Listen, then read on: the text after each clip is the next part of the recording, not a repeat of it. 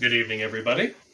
Allow yourself a moment to think all the way back to your childhoods. I want you to think about some of the phrases we heard from our parents growing up. An apple a day keeps the doctor away.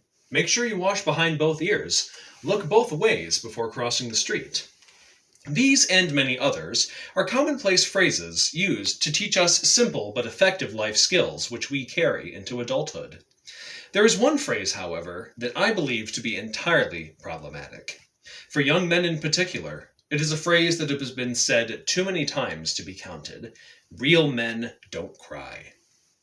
A simple phrase on its own, but one quite profound in its impact on the male psyche.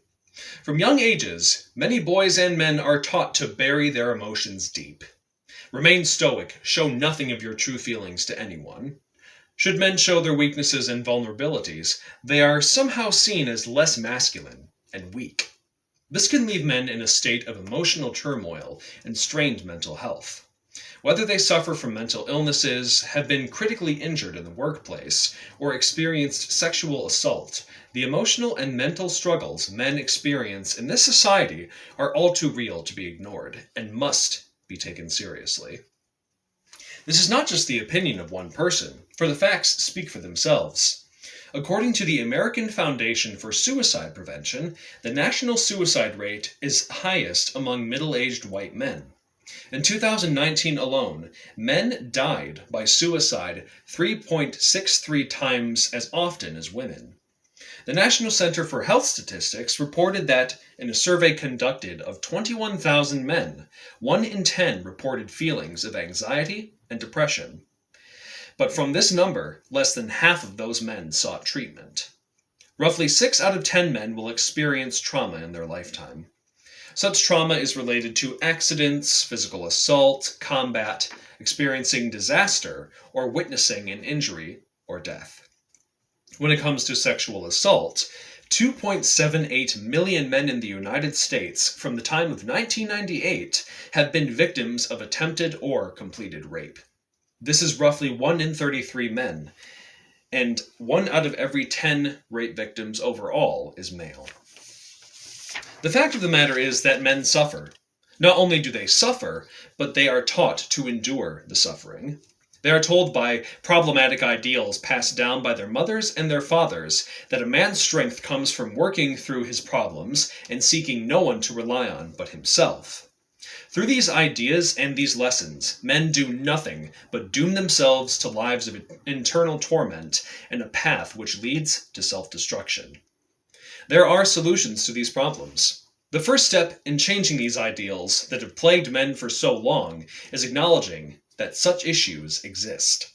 One way that this rhetoric has been continuously perpetrated is that so many believe that the image of the stereotypical stoic, strong, manly man is simply the way men ought to be. But more than that, there are many who deem that such a man is the only kind that exists. And if such men are the only kind that exists, they should be demonized and shamed for their very presence in the world. These polarizing concepts are constantly upheld today by toxic males and radical feminists all over extensions of social media. By recognizing the validity of these issues, the possibilities open up to solutions. But why, some of you may be asking? Why would I make the first move for them to feel comfortable about being vulnerable? It's not my responsibility to take care of other men.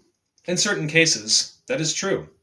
But chances are that if you know someone who keeps their vulnerabilities to themselves, especially if you've had an inclination that they wish to open up, making that first step will change everything for them.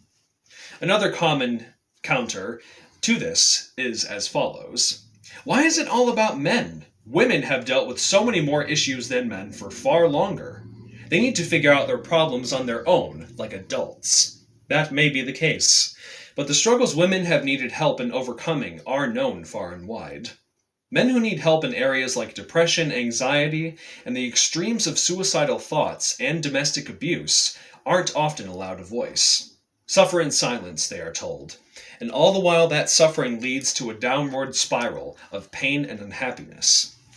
There is no doubt that women have suffered because of the stereotypes and expectations shoved onto them for so many years.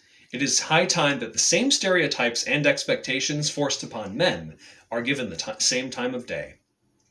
If this epidemic is not solved, the tragedies of today will be the same as tomorrow's. Men will grow up believing that emotional repression equates to strength, and that bottling up feelings is the only way to get by in times of turmoil. Without healthy coping mechanisms and the safety to open up to others, men will continue to turn to harmful ways of dealing with this.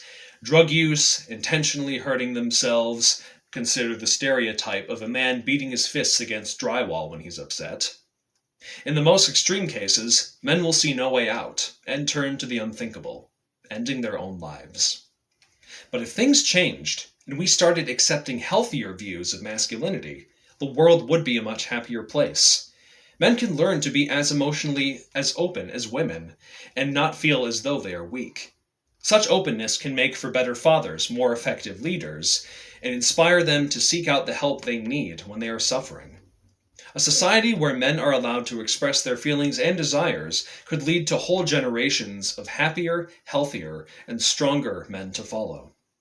Men will not always wish to broach the subjects of their own feelings firsthand.